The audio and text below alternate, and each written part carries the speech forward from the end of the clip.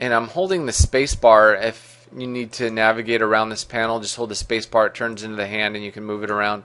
When you let go, it turns back into the box. And then we're going to click on this very last corner.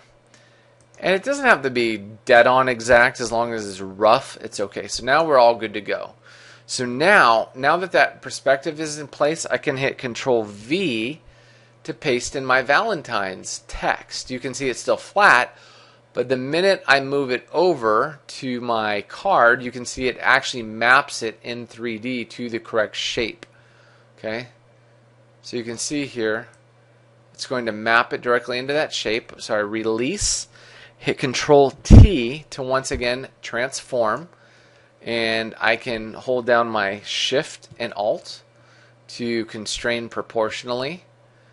And you can see that that now is set up to work in the same size of the document, and then hit OK. And now our Happy Valentine's is mapped directly to our card. Now you can do this for an infinite amount of graphics, for shapes, anything. Alright, so let's go ahead and do one more here. Again, create a brand new layer.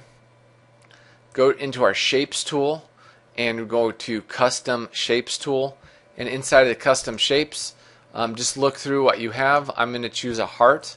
And I'm going to choose my heart here, just like so.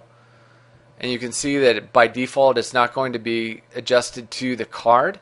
So we'll just make it a default size like so on the brand new layer. And then come back over to our layers. Make sure that that layer is selected. Choose our marquee tool like so. And go ahead and select that particular shape.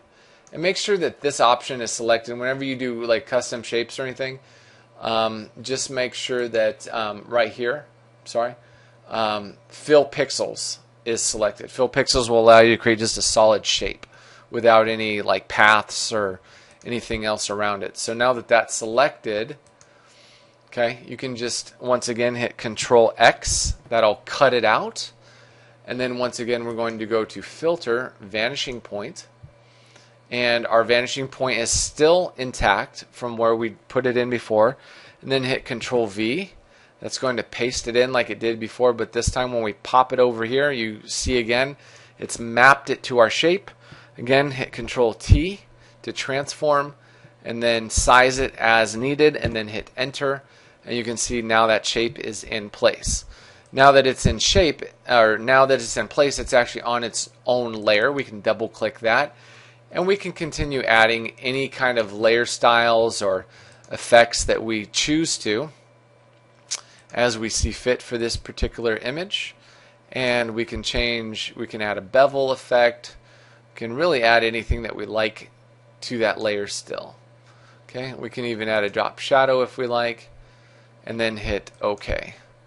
And that particular layer will be affected even though it's been mapped with the 3D tool. That is how you create a basic 3D Valentine's card in Photoshop with a little bit of a reflection. Hope you had a lot of fun. Be creative. Go ahead and explore this technique. Add all kinds of cool graphics and stuff to your own cards. You can map an entire graphic to the card if you choose to do that rather than creating all the elements separately. But most importantly, have a good, safe, happy Valentine's Day, and we'll see you in the next video. Thank you.